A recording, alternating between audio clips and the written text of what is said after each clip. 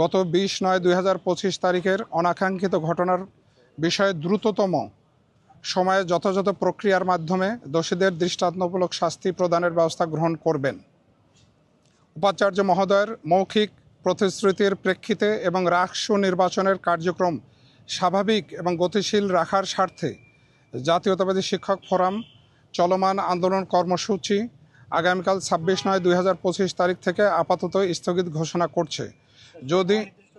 যদি দ্রুততম সময়ে দোষীদের শাস্তি এবং বিশ্ববিদ্যালয়ের নিরাপত্তা, শিক্ষা ও গবেষণার সুষ্ঠু পরিবেশ নিশ্চিত না করা হয়, সেক্ষেত্রে জাতীয়তাবাদী শিক্ষক ফোরাম সকলকে নিয়ে সাধারণ শিক্ষকদের নিয়ে স্থগিতকৃত কর্মসূচি পুনরায় গ্রহণ করতে বাধ্য হবে।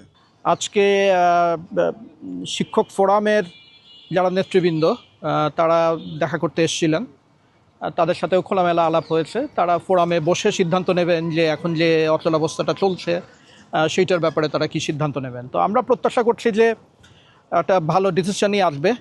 এই এখন যে ক্লাস পরীক্ষা যেগুলো বন্ধ আছে এগুলো থেকে সবাই আবার বিশ্ববিদ্যালয়টাকে স্বাভাবিক অবস্থায় নিয়ে যাওয়ার জন্য যা করণীয় সেটা করবেন আর কি। তো আমাদের তো সবাইকে সাথে নিয়ে আমরা এগোনোর চেষ্টা করছি এবং আমি খুশি যে আমরা অনেকটা আমাদের প্রোগ্রেসও হচ্ছে আর কি। প্রাতিষ্ঠানিক সুবিধার আন্ডারে যেই সিদ্ধান্তগুলো নেওয়া হয়েছিল আর কি, তো এটা তো আপনারা জানেন যে এই মুহূর্তে এটা বন্ধ আছে আর কি। এটার ব্যাপারে সবাইকেই তাদের বুদ্ধি বিবেক অনুযায়ী বিশ্ববিদ্যালয় সচল রাখার জন্য যেভাবে একটা বোঝাপড়ার ভিতর দিয়ে যেতে হবে আর কি। এবং এই বোঝাপড়াটা খুব বেশি দরকার, কারণ বিশ্ববিদ্যালয়ে বহু ধরনের চিন্তার মানুষ আছে।